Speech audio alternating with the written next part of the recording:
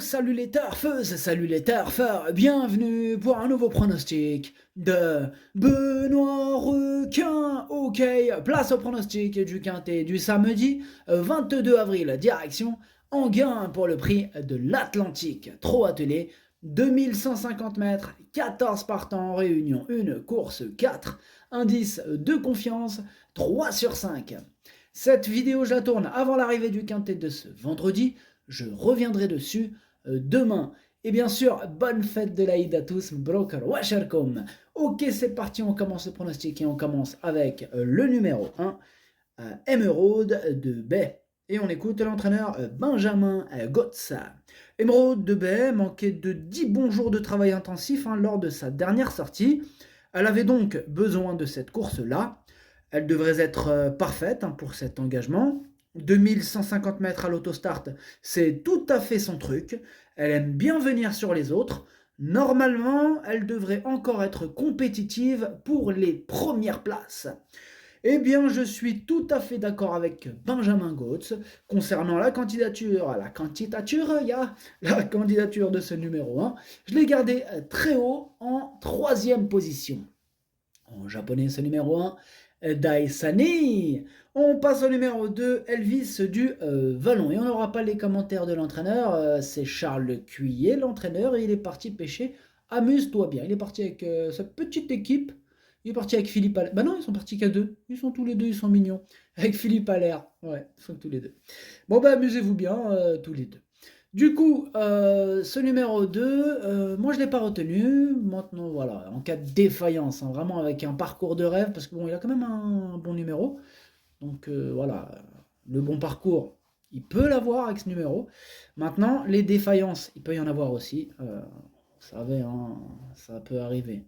Trop attelé, qui dit trop attelé dit disqualification possible. Voilà, dans ces conditions-là, il pourrait se mêler à l'emballage final. Voilà, donc petite note de méfiance quand même pour ce numéro 2. Même si je vous le répète, je ne l'ai pas retenu, j'en ai préféré d'autres. Pour les amateurs de champ réduit, après question de feeling, pourquoi pas. Ce numéro 2 est Kiken. On passe au numéro 3, Frisbee Dame, et on écoute Richard Westerick. Frisbee Dame m'a plu lors de sa tentative dans le prix Kerjak. Il a perdu du temps derrière Hussard du Landré avant de se relancer dans la ligne droite. Il a désormais 4 courses dans les jambes après un an d'arrêt et me paraît revenu à un bon niveau. Samedi, il a hérité d'un bon numéro et je ne serais pas surpris s'il venait à accrocher une place en fin de combinaison.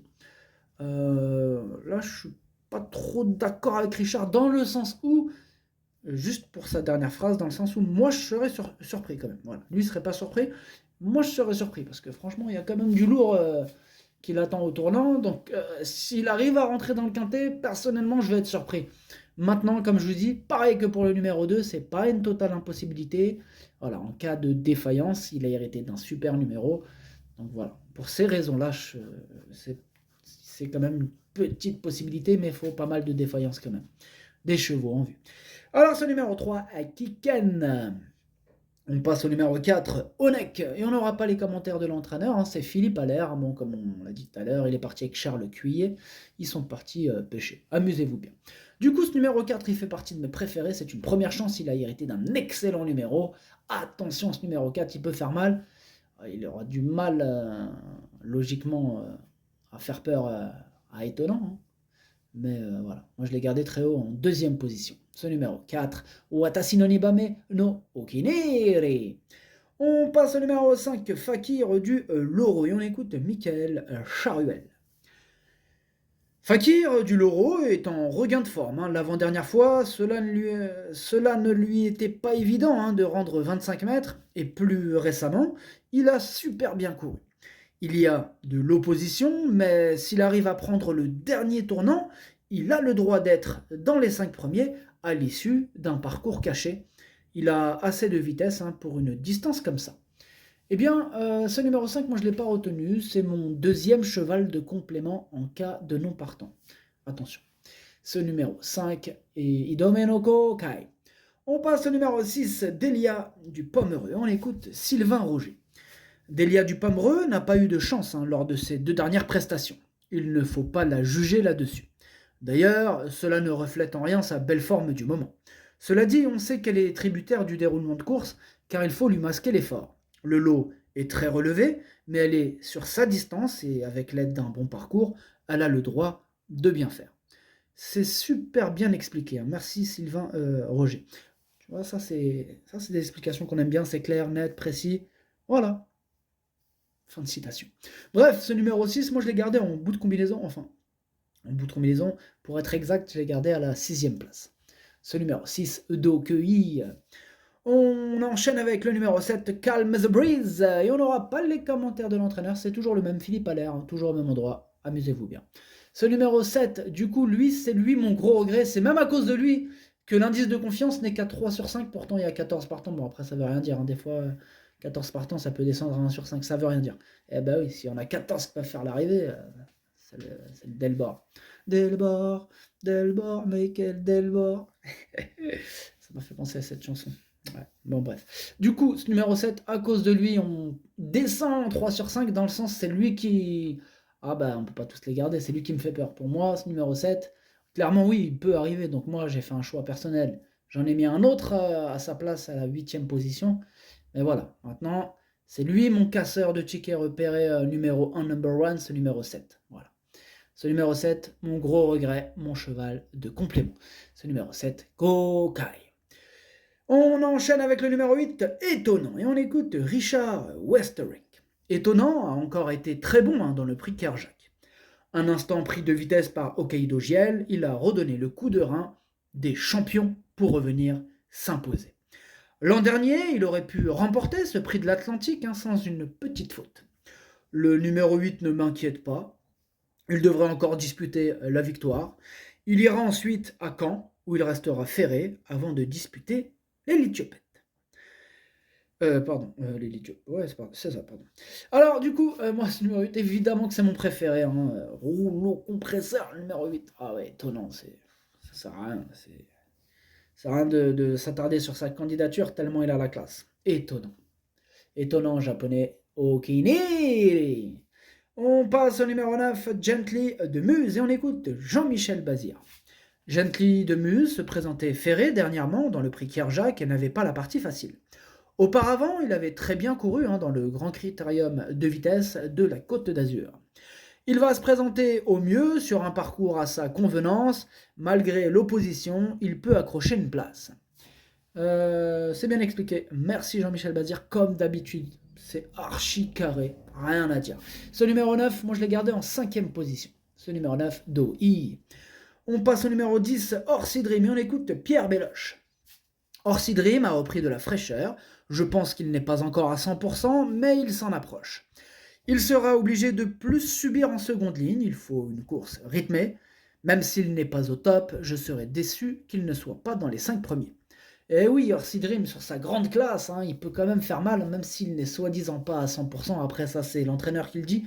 J'ai pas les capacités de le vérifier. C'est pas mon cheval, c'est lui le plus proche. C'est Pierre Belloche.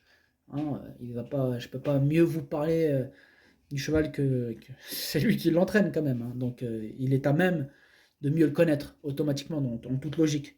Voilà.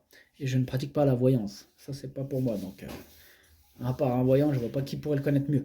Bref, du coup, cet Orsi Dream, sur sa classe, malgré que sur ses dires qu'il ne soit pas à 100%, je l'ai quand même gardé très haut, en 4e position. Ce numéro 10, Yomi. On passe au numéro 11, Kennedy. On écoute Eric Hansen Bondo.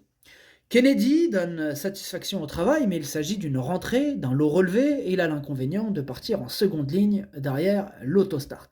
Nous serions déjà contents s'il prenait un peu d'argent. Moi, ce numéro 11, je ne l'ai pas retenu, voilà. Donc, en cas de défaillance, avec un excellent parcours, là, si tout est réuni de cette façon-là, oui, peut-être une 5e place, mais j'y crois pas. Voilà. Donc, il faudrait... j'y crois pas si ça se passe sans encombre. Voilà. Donc, ce numéro 11, en cas de défaillance, Kiken. On passe au numéro 12, Frick du Chêne, et on écoute Julien Lemaire. Frick Duchesne avait réalisé 2 bonnes performances en début de meeting avant d'être disqualifié pour une gêne et une autre fois pour ses allures. Il n'a pas bénéficié de bons parcours ensuite. Il a été sérieusement touché par un virus avant de reprendre le travail depuis 1 mois. Pour cette rentrée, il découvre une tâche compliquée et mieux vaut l'écarter. Julien Lemaire, il est sur ma liste rouge. Donc, il nous a déjà dit, vous pouvez l'écarter, et son cheval, il est arrivé. Donc ça, c'était la petite anecdote. Voilà, ma petite liste rouge, elle est là. Maintenant, bon, c'est vrai que je l'ai quand même écarté, en sachant qu'il est sur ma liste rouge, je l'ai quand même écarté. Voilà. Ce numéro 12, Kaku. On passe au numéro 13, Go On Boy, et on écoute Romain Derieux. Go On Boy a très bien couru dans le grand critérium de vitesse de la Côte d'Azur. Depuis, il est parti faire la monte au haras de Sassy. Je vais régulièrement le travailler. Il me paraît toujours au mieux, même si j'ai moins de repères là-bas. Il est invaincu sur les parcours de vitesse d'Anguin et avait notamment battu Vivid White Ass dans le Washington. Il a encore une belle carte à jouer. Bien, moi, ce numéro 13, je l'ai gardé en bout de combinaison. Ce numéro 13, Nanaï. Et on termine avec le 14, Cash Bank Biggie. On écoute Benjamin Rochard. Cash Bank Biggie a enregistré de très bons résultats cet hiver et s'était notamment classé deuxième du Prix de Croix derrière Idaho de Tillard. Elle a déjà gagné sur les 2150 mètres d'Anguin en effectuant une rentrée. Évidemment, elle s'attaque au meilleur, mais elle n'est pas incapable d'accrocher une petite place à l'issue d'un bon parcours. Eh bien, c'est ce numéro 14 que j'ai choisi de mettre à la place du numéro 7 qui me fait peur là. Voilà, c'est lui que j'ai choisi de privilégier en termes de candidature par rapport au 7. Donc voilà, je l'ai gardé en bout de combinaison, à la 8e position. Voilà. Je l'ai préféré au 7. J'espère que je ne me suis pas trompé, les amis. J'espère. Ce numéro 14, Hati, le pronostic, ça donne 8, 4, As, 10, 9, 6, 13, 14. Merci d'avoir suivi cette vidéo. N'hésitez pas à mettre un pouce bleu si la vidéo vous a plu. Pour accéder à tous mes tickets pour la course du Quintet, rendez-vous directement en description de la vidéo. À jouer avec modération. Bonne chance. Chopez-le-moi. Ciao.